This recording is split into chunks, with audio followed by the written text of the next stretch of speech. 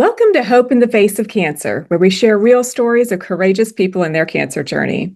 I'm your host, Darcy Wells, President and CEO of CanCare. Today, we are welcoming someone whose work has brought hope and companionship to so many.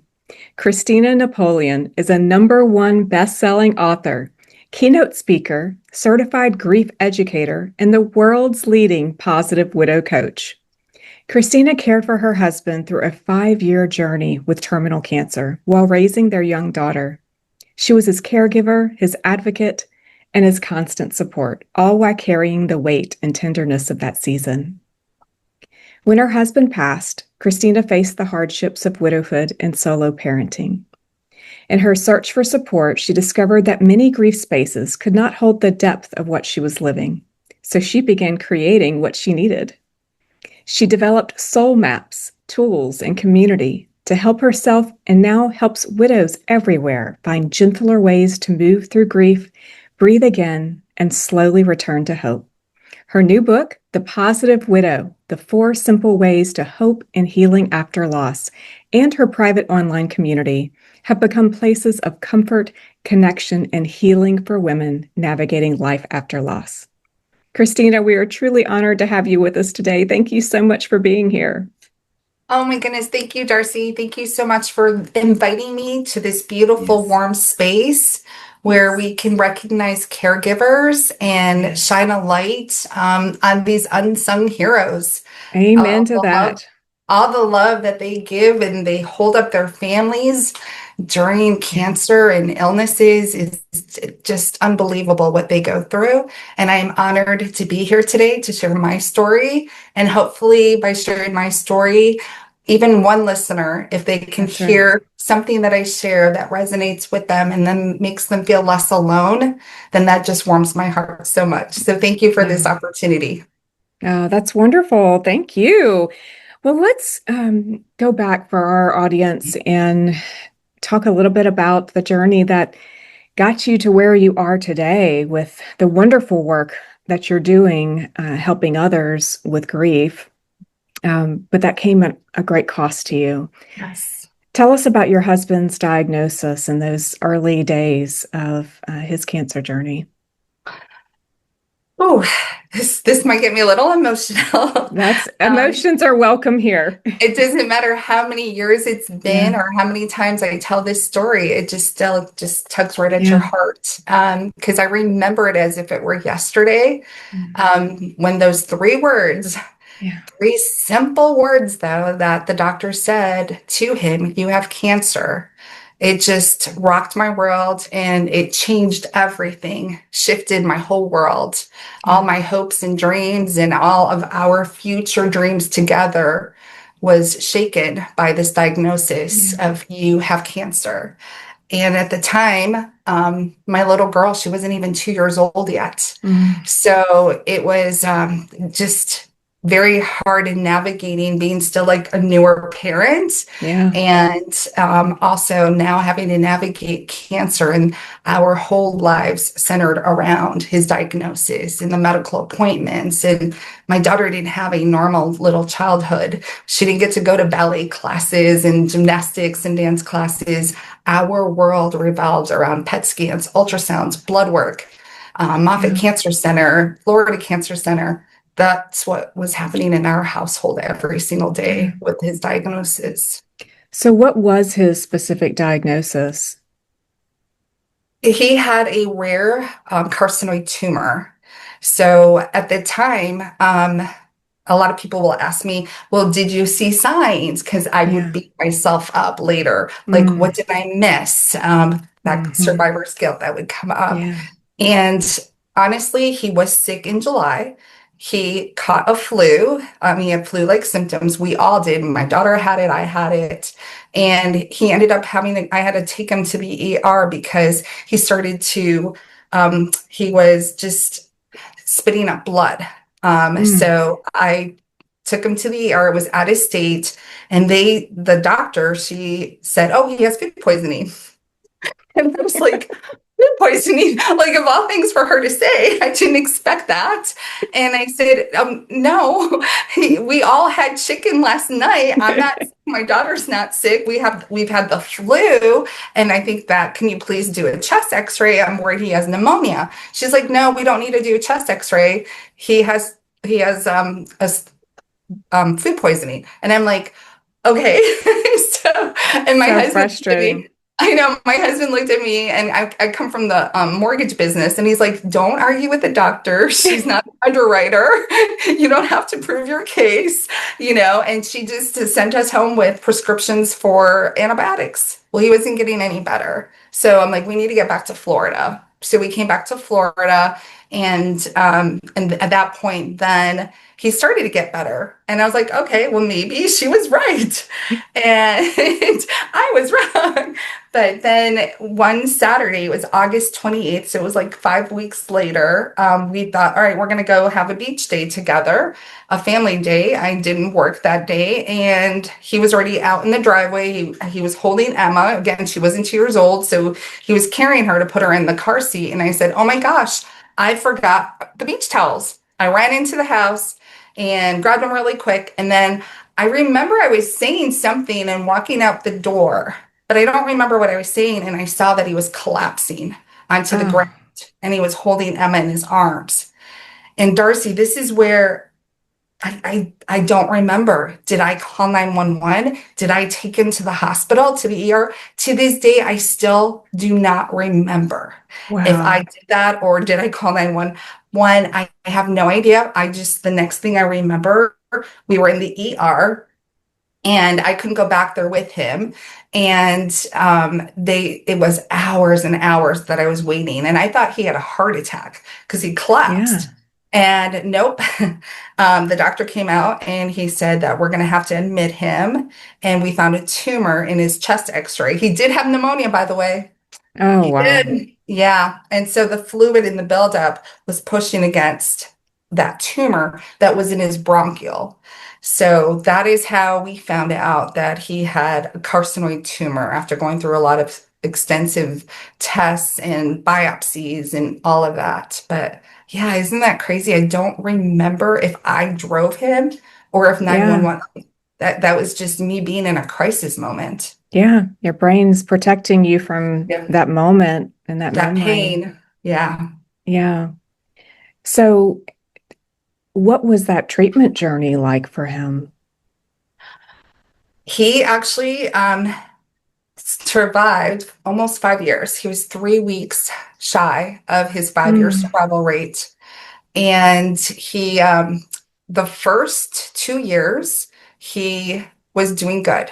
And they even said to us that, oh, this is the best cancer to have. If you're going to have cancer, you're going to be able to walk your daughter down the aisle when she gets married. And I couldn't put it together, the words best and cancer in right. the same sentence. And I kept Yeah. sitting there going, I don't understand how can you put that in the same sentence? And they were like, and then they kept doing the scans and they're like, okay, you're cancer free. They told us that you Mm, are cancer free. You can start coming every 6 months. And I was so nervous about that. And I'm like, well, why can't he come every 3 months again? To just because I just wanted to make sure. And unfortunately, the cancer had spread into his liver when they waited for the 6 months for the next scans. And mm, it was very hard to get one cancer center to release him to go to Moffitt Cancer Center. So, what I would say to any listener out there, if I could yes. do it all over again, is that what I didn't realize is that the oncologist needs to be specialized in the Mm, type of mm, cancer that your loved one has.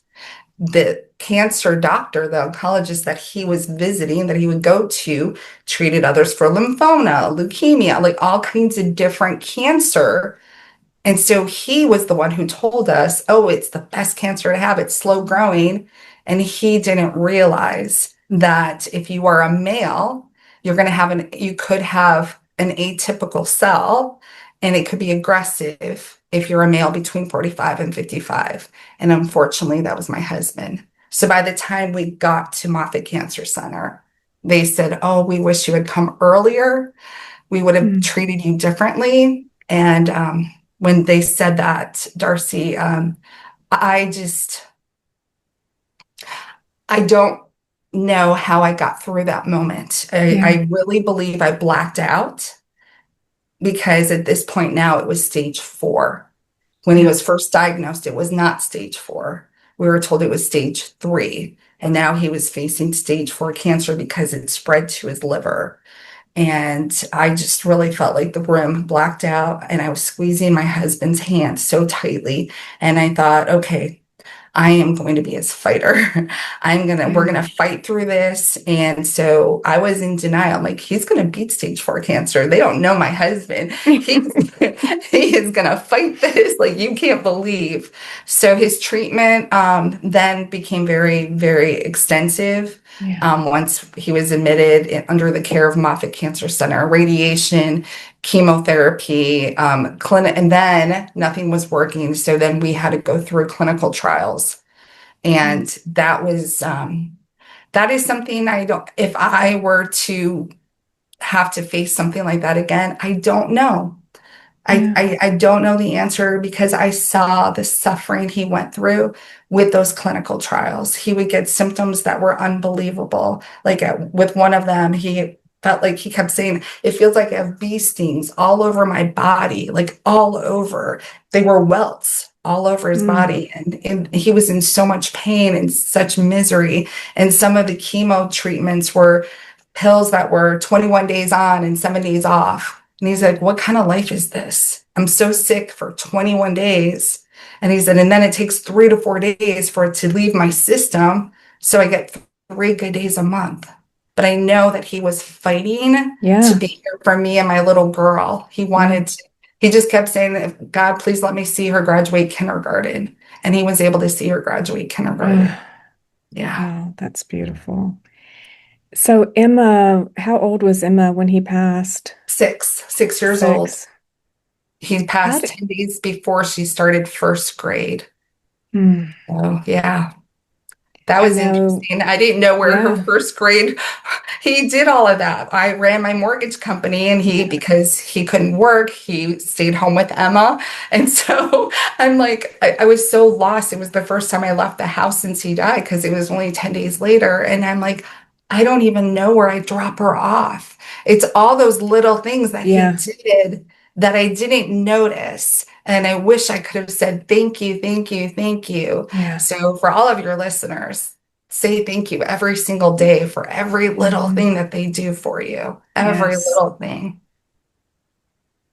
What a time of trial and commitment and just deep love, that Yes. you gave in that time. I'm curious about Emma, and she probably from her earliest memories, he was sick.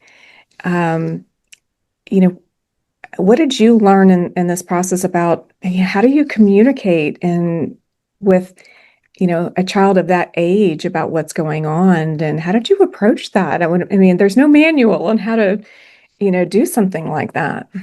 Oh, Darcy, I was not expecting this question. Sorry. No, it's okay. When it comes to my little girl, I know. I get so emotional. She's not a little girl anymore. She is I a know. powerhouse, amazing young She, woman who's taking the world by storm. So you did oh, something right, girl. thank you. Thank you. So this was an interesting conversation, and an agreement between me and my husband of Mm, how do we share this with her? How do we let yeah. her know that daddy got sick and it wasn't her fault? Yeah. That was the biggest challenge that we were facing. And for a long time, we hid it from her. We honestly Mm, hid it from her. Because when she was 2, 3, 4, she didn't know she was going to preschool, and he just stayed home with her. And, "Oh, daddy's just not feeling good." That's, what we would yeah. say. And But then he wasn't recognizable anymore. His one of the clinical trials turned his hair snow white, his eyebrows white, his eyelashes white. It was just the craziest side effect from one Wow. of the clinical trials. And so that was when we decided we needed to sit down with her and let her know. And of course, she didn't understand. She was Yeah. 5 years old at that time, didn't understand what the word cancer was. And then I also learned later, after his passing, that I didn't say the right thing to her. So What do you mean? this is something important that I really want to share with the world because I didn't know any differently. Nobody Yeah. teaches you how to become a widow, how to Yeah. become a solo mama with a little girl who lost her daddy to cancer. Um, he had been in and out of the hospitals, and the very last hospital visit, we dropped her off at school and we said, "We'll see you this afternoon." We genuinely thought we were coming back Mm. and we Mm. were going to pick her up. And that didn't happen. She didn't see us for 2 months. We went to the hospital Mm. and they had to admit him. And he had to have open heart surgery. He had fluid in his whole body when they were running the tests and the scans. And then my sister flew in from Arizona, and my sister and my mom took care of Emma for 2 months. Wow. And I didn't want to leave my husband's side. And you just imagine a little girl, you're like, "Oh, Yeah. mommy and daddy will be back this afternoon." She's in kindergarten. Yeah. Then she doesn't see us for 2 months. I was able to see her one time. My sister brought her halfway, but the whole time I was there, I was so nervous. Oh my gosh, what if something happens? What if they give a medication that I don't know anything about? I was just feeling very anxious the whole time I was at the mall. We met up at the mall, and she Hmm. was so happy to see me. And he wrote her a little letter, and I saved that little letter and I read it Mm. to her. But I am like, I told my sister, I'm like, I have to go back to the hospital. I just felt very edgy, very uneasy. And of Yeah. course, by the time I got back there was another crisis that happened. But when he passed, we had hospice. He Mm. wanted to pass at home, and I had no idea the sacrifice that was going to be for me. I didn't know. I Mm. wanted to honor his last wishes, and he wanted to just get home from the Yeah. hospital because we had been there for 2 months, and I did not know it was going to haunt me. The Mm. living room where the hospital bed from hospice was, his wheelchair, everything that happened in the last 3 weeks that he was home under hospice care. And they had just an amazing, incredible social worker for children. And she came in to tell us, to help us talk to Emma, and she did it through art therapy, and Emma was enjoying it and everything. And I just kept thinking, I don't know if she really understands. Yeah. And we thought for sure he was going to pass that night. And I was preparing my daughter that daddy wasn't going to be there when she woke up. Well, she wakes up and we have a house full of people. His family is there, my family is there. Father Roy is there for the last rites and everything, and he's still alive. And so she comes running out of the bedroom. She's like, "Mommy, you are a liar." And I'm like, "What?" I'm like, Oh, everybody wow. looked at me. She's like, "I knew God was going to listen to my prayers. I kept praying and asking God to keep my daddy alive." Darcy, Mm. my heart. Oh my gosh. Mm. And he did survive 2 more days, and he died on a Friday afternoon. And it's so interesting. Um, those hospice nurses, they are just wonderful blessings. They Yeah. are angels on Yes. this earth. Yeah. Oh my goodness. Absolutely. Our hospice worker, she was there, and I had all this family there, and at one moment on Friday afternoon, nobody was there. And I don't remember why everybody was gone, but the house was quiet. It was just me and Roger and Emma. And I was going through pictures, already preparing for the memorial service. And I was telling her stories about her daddy as we were going through the pictures. And that's when he chose to take his last breath. was when everybody was gone and it was Yeah. just me, him, and Emma. So the nurse was like, hurry, hurry, hurry, Miss Napoleon, hurry. And me and Emma held his hand and we sang You Are My Sunshine while he took his last breath.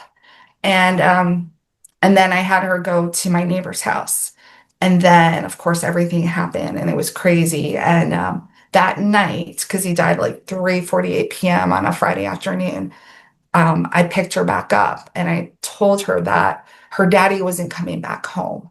I didn't say that your daddy died. Mm-hmm. She was so young, she was so Yeah. little.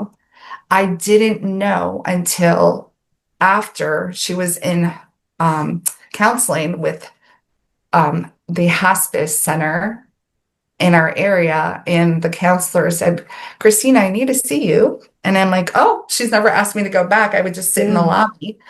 And she was walking me to her office and she said, you never told her that her daddy died, huh? And I'm like, what? And I'm like, I don't remember. I don't know. And she's like, Mm-hmm. you didn't. And I'm like, oh, okay. I don't remember what I told her. She's like, Emma knows what you told her. And I'm like, what did I tell her? And she's like, you told her daddy was never coming back home. And Mm-hmm. so I'm like, oh gosh. So I'm bawling in the hallway. And she's like, we have to tell Emma that her daddy died. I'm like, well, how do you say that? She goes, you just say that. You say Mm-hmm. daddy died and he's now with God in heaven. So I told her that. And we got home later that night. And after he died, I started having her sleep with me because she was at the front of the house. And I got scared of every noise that I heard. Even when he was sick for 5 years, I felt very safe and protected. Even though he was so frail and fighting cancer, I still felt like he was my rock. But the night he died, everything just, I would hear noises I never heard before. So I had her come sleep with me. And she just, before she fell asleep, she said, Mommy, can we go to Home Depot? And I said, why do you want to go to Home Depot? And she said, maybe we can buy the biggest ladder and I can climb the ladder and get up Oh. into heaven and go give daddy a hug and I can feel his whiskers. He would sometimes have like little facial hair. And she's like, I just want to feel his white t-shirt and feel his whiskers. And I had started to cry. Uh, Like, and then kids are so resilient. She would then come home from school now that she understood that he died and he yeah. was in heaven.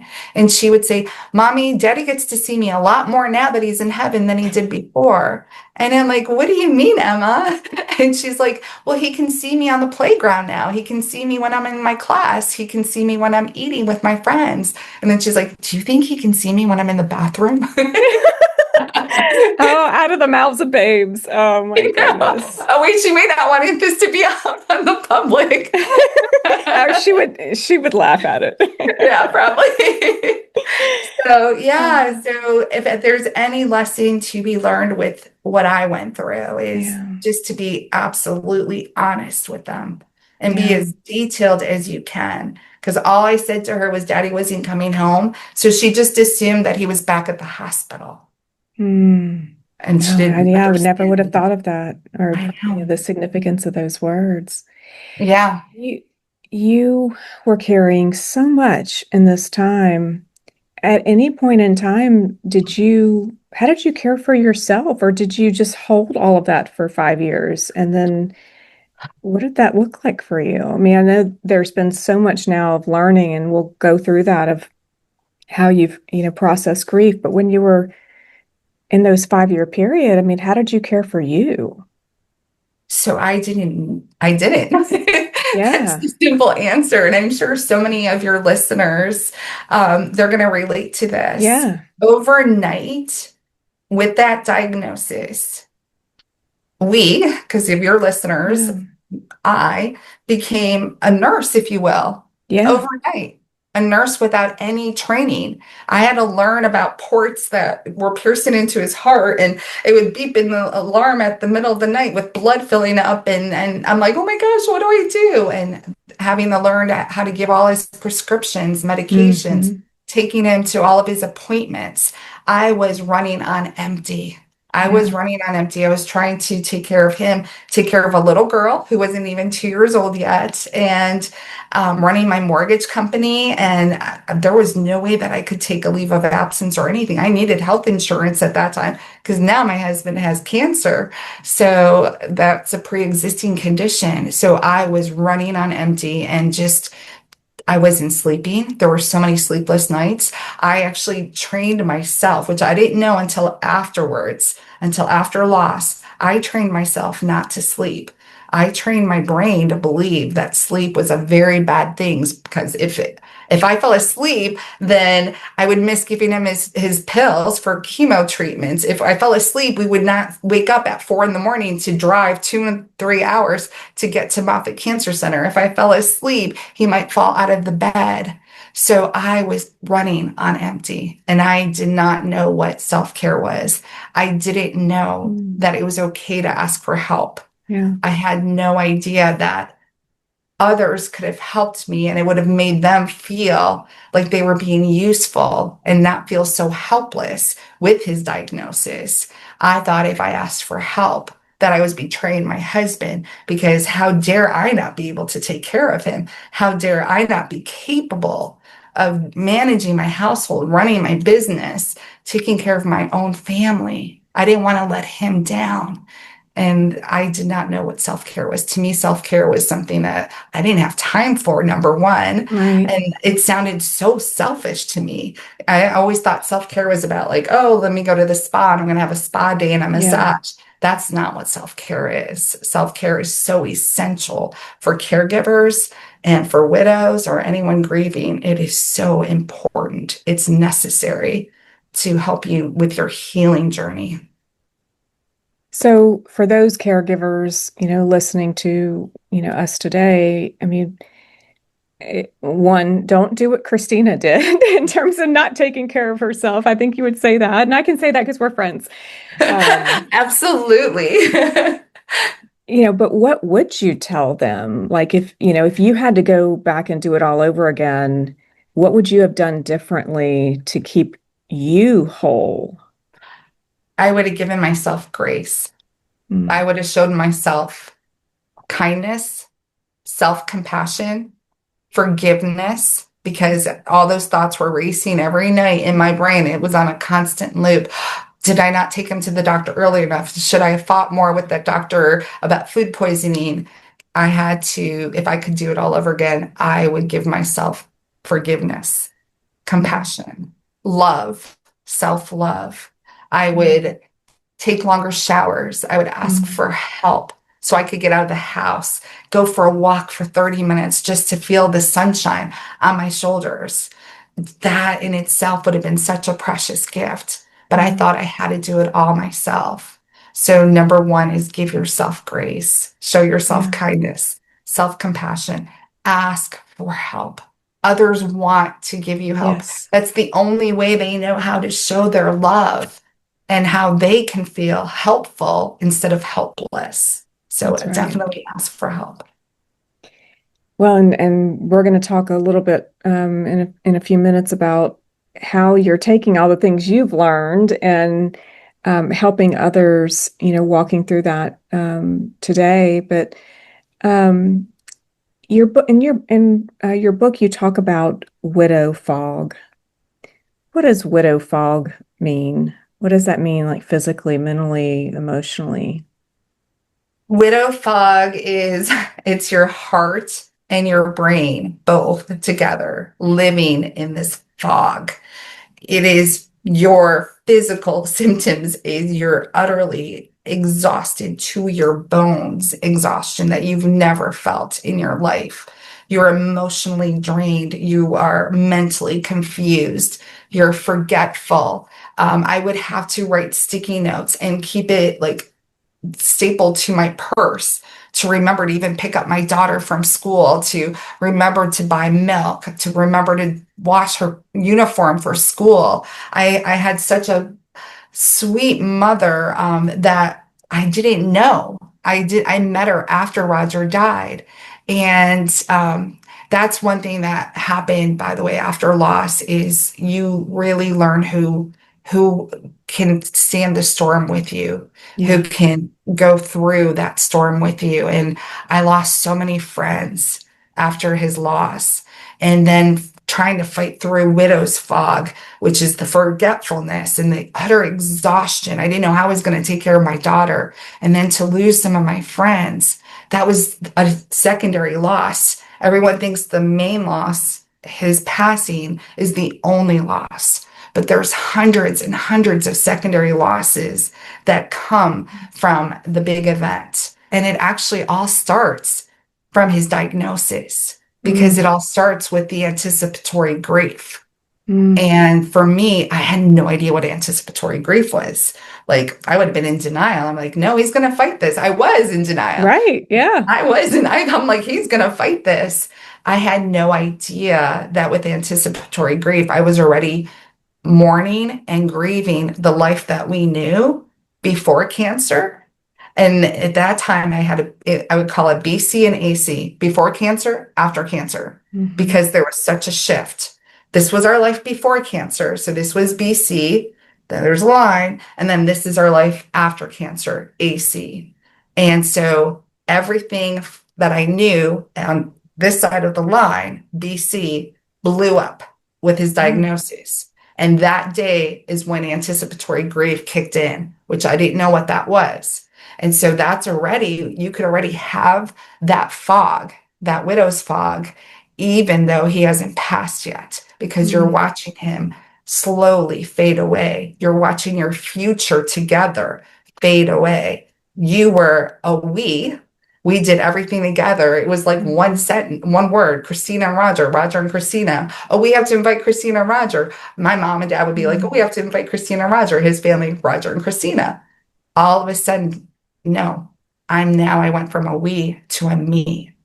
And you start to grieve not only losing your spouse, but you start to grieve that innocent, carefree, go lucky Christina that I used to be. Yeah. So after loss and fighting through widow's fog, that exhaustion that I don't even know how to put into words that you feel that comes with grief, and the forgetfulness. It was very sad for me to have lost so many friends that just didn't understand the pain that I was going through, and maybe they didn't know the right things to say. So I Yeah. write about that in my book.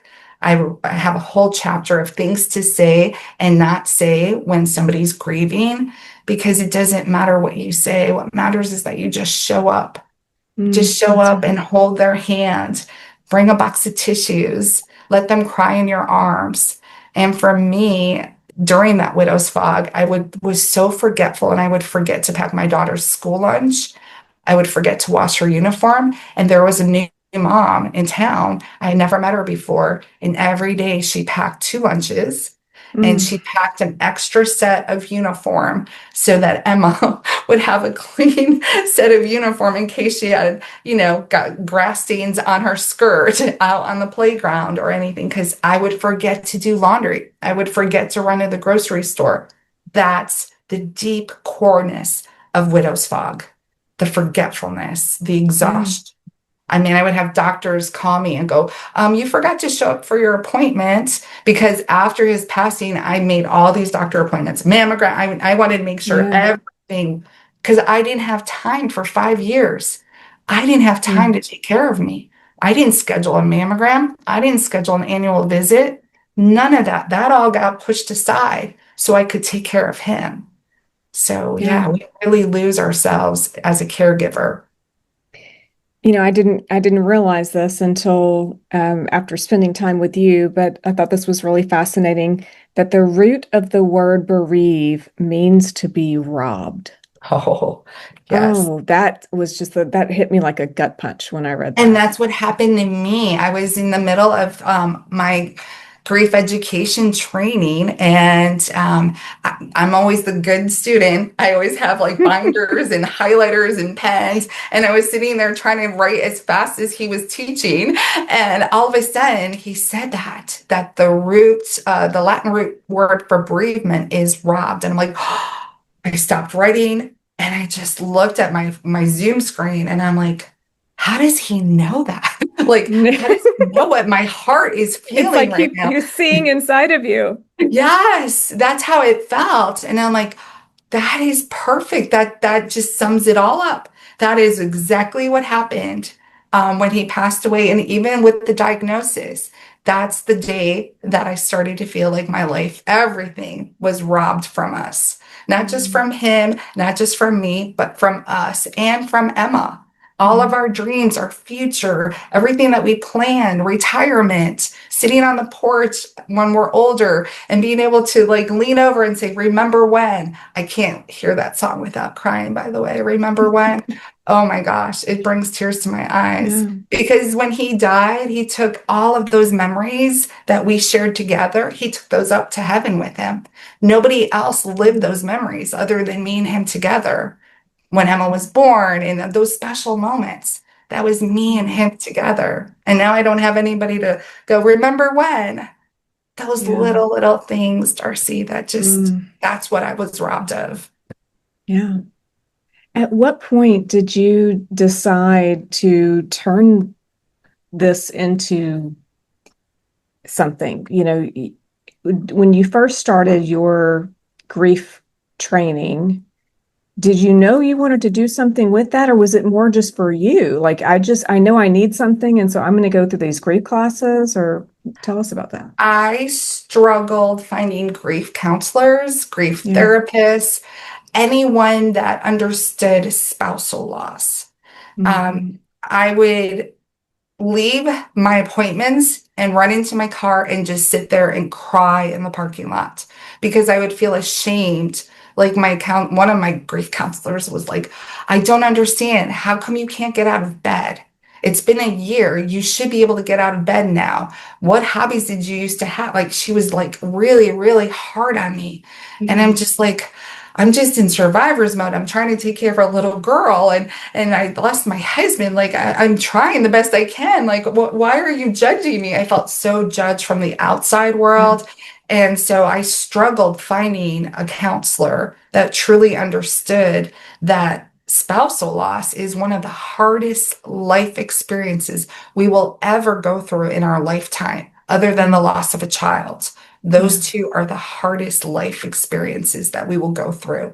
And my grief therapists and grief counselors, nobody understood that because they still had their husband to go home to every single night. Yeah, they couldn't So they relate. didn't understand how hard it was every time I would go to bed at night. There's that empty side.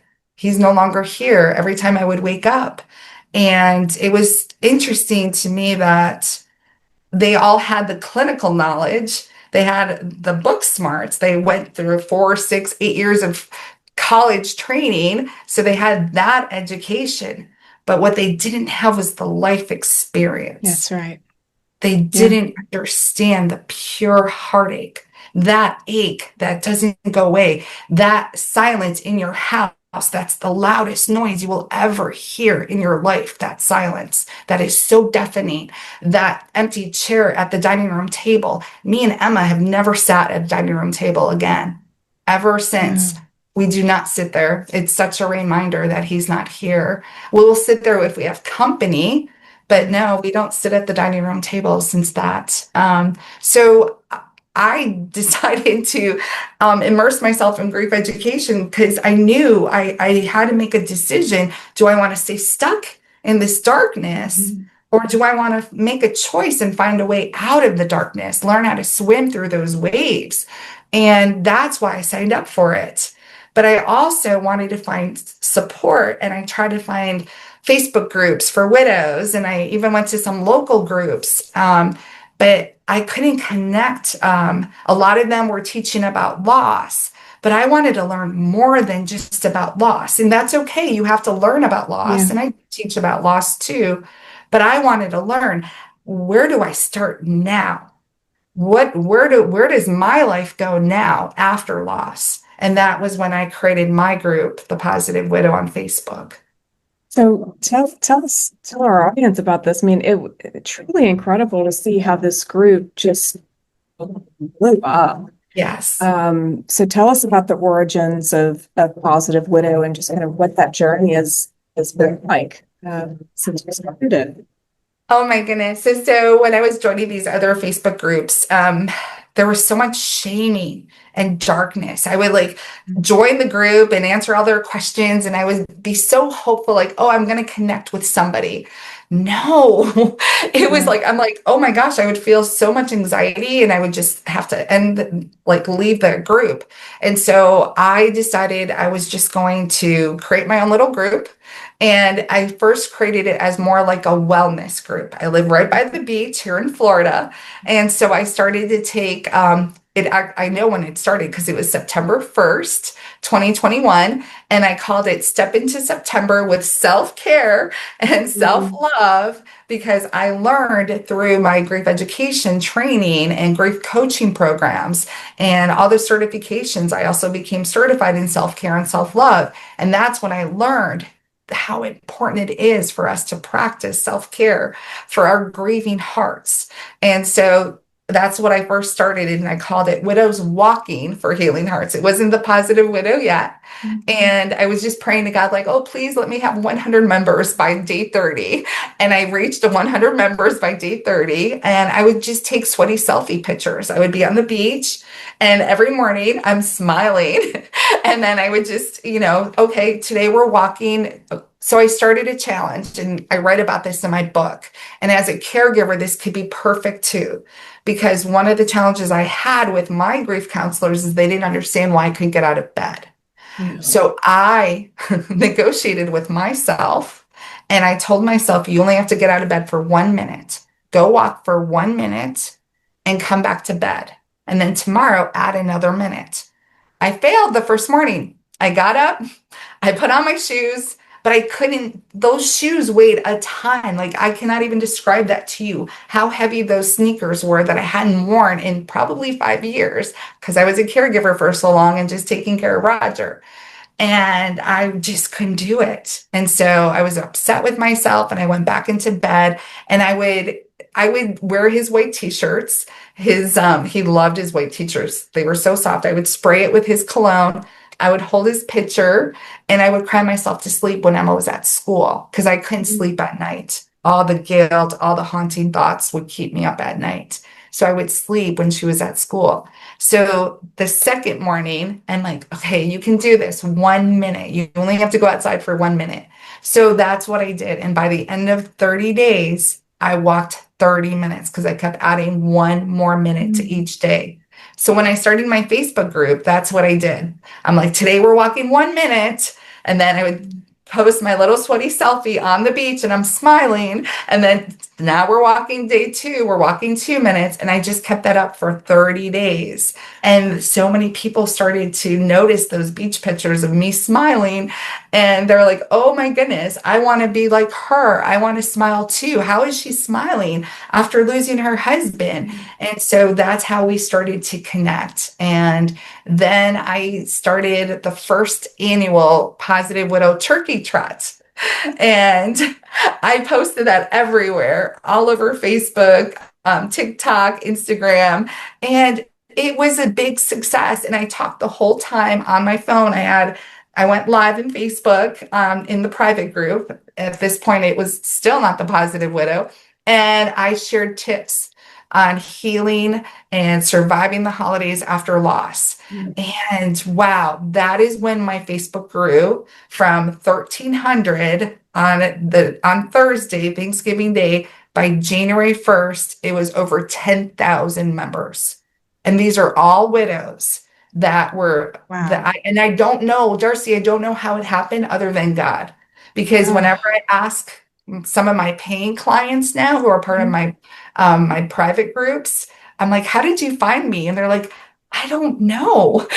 So I would say it was God. God brought That's right. to me because I believe that 50% of your healing comes from being in the right sisterhood, being connected to others that understand your grief Yeah. journey.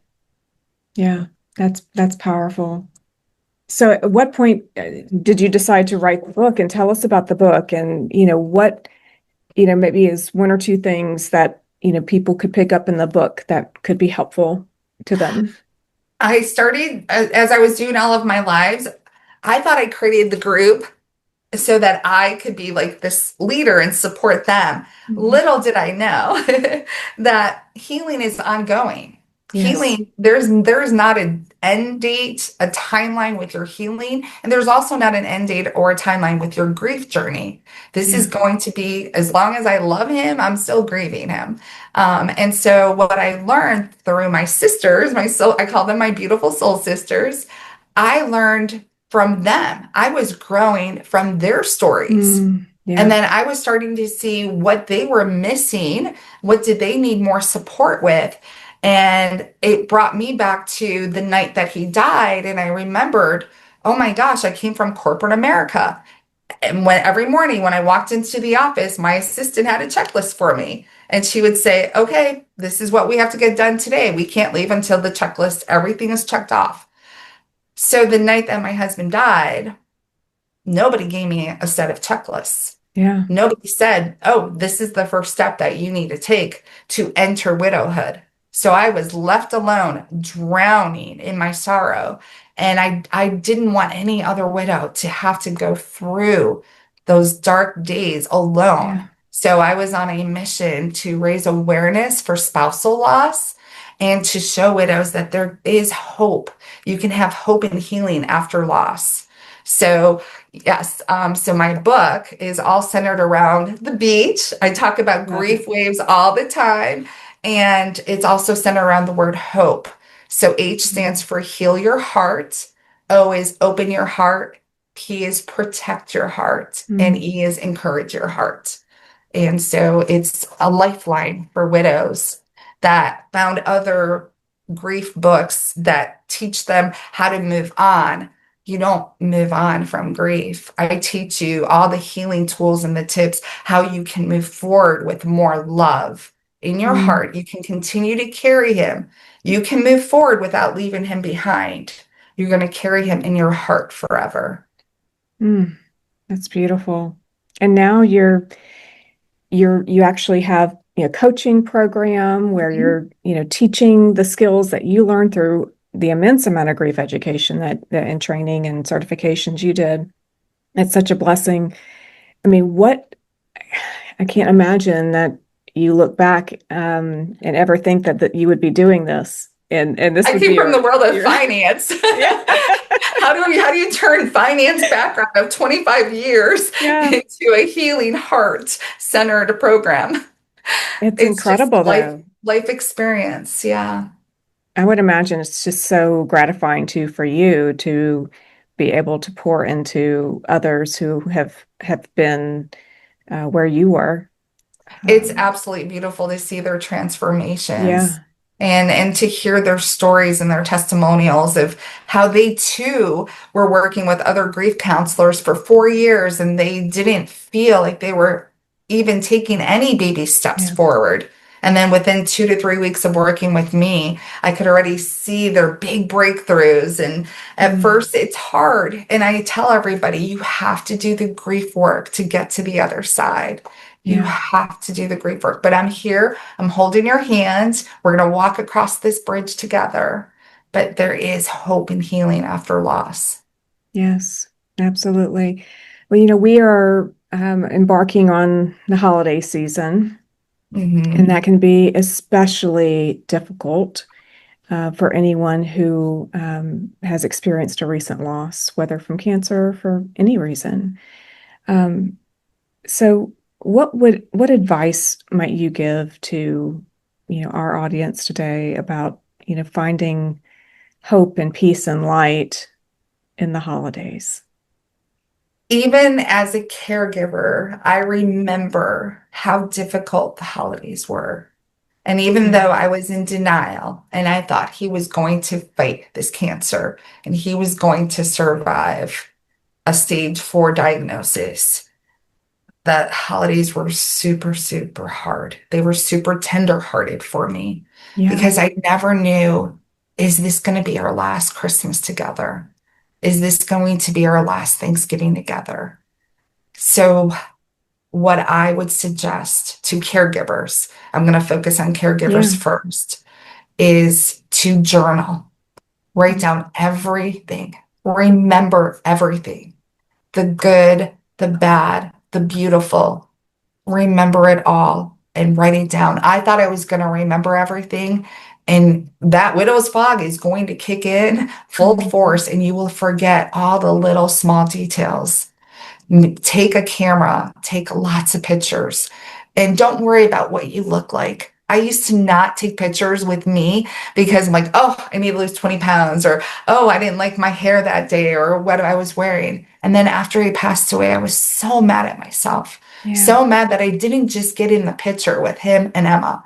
I have so many pictures of him with Emma, but not Mhm. the three of us because I was so worried about my appearance. And that is Yeah. one of those regrets that I will always have is I wish I had just savored every single second and been present in the moment. And what I would tell as a caregiver is to promise yourself that you can do less this year. You Yeah. don't have to decorate the whole house. Yeah. Maybe you just decorate the living room only. Maybe you just have a little stand-up tree on the dining room table. Maybe you don't have to make all of those Christmas cookies and pies and the full dinner. Maybe you can go to the grocery store this year and order Thanksgiving dinner or Christmas dinner. Have it pre-made. You don't have to take it all on yourself. Enjoy the moments while your loved one is here and learn to say no. That Yeah. was a hard one for me. And no is a complete sentence, by the way. I'm I too never polite. thought of that. And I'm too polite. So I don't just say no. I would be like, oh, no, thank you. But no is a complete sentence. You have to take care of yourself in order to take care of everyone else in your family. So don't overextend yourself with invitations. And as a caregiver, maybe all you need this year is just to keep your immediate family close or have other loved ones come to you because it may be hard for your loved one to travel to. So that would be my advice for caregivers. I know we didn't plan on talking about this. Could you just talk a little bit about Emma? What was that? Just talk a little bit about Emma. Emma, I guess. She's giving Yes, her like, no, ah. she's like, it's all, no, I just, you talked a lot about her in the journey with your husband. And, but I look at her today and I'm just so amazed. And I can see how the journey that you've walked through has impacted her and how she's doing her own walking. Can you talk about how she's, um, been processing this and some of the things that she's done? I mean, it's just really extraordinary. I think it's a great message of hope to others as well. So Emma's now in high school. And she has an old soul. And I Yeah. think it comes from everything that she had experienced at such a young age. Even when I was writing my book, this is something that I'm going to try to tell this story without choking up. Um, it took me over a year. And Darcy, you wrote a book too. And it took me over a year to write my book. I kept having to delay my publisher's deadlines and postpone it and ask for excuses. And I was stuck on that last chapter. I Mm. just could not finish the last chapter. And I slammed my laptop down and I ran over to Emma's room and I said, and she was only 13. And I said, Emma, mommy's not going to be an author. And she's like, looked at me like so surprised. She's like, what are you talking about? You've been writing every day for over a year. And I'm like, I can't do it. I can't finish it. I don't know. I can't finish, can't come up with the ending. And she's like, you and daddy taught me not to be a quitter. So why would you Oh, quit at the very end right now? She's like, what do you think it is? I'm like, I don't know what it is. I was crying because I felt so defeated. I yeah. felt so crushed that because I wanted to share my message of hope with the world and Yeah. for widows not to feel alone. And she looked at me, Darcy, and you know Emma. So Yeah. she was like, Mama, I know why you can't finish that last chapter. And I asked her, I said, why? And she said, every morning when you get up and you drop me off at school, you come home and you get to write about daddy. You get to share your stories. Ugh. And you don't want to finish the book because you're scared if you finish the book, I'm going to cry, Oh, that you're having to say goodbye to daddy all over again. And she's like, but you won't be saying wow. goodbye to daddy. I know. 13-year-old wisdom. I mean, wow, Yeah. she's incredible. And she's like, you're not saying goodbye to daddy. Every time somebody buys that book, Mm, daddy is alive in those stories, in your words in the book. I was like, this is my 13-year-old girl.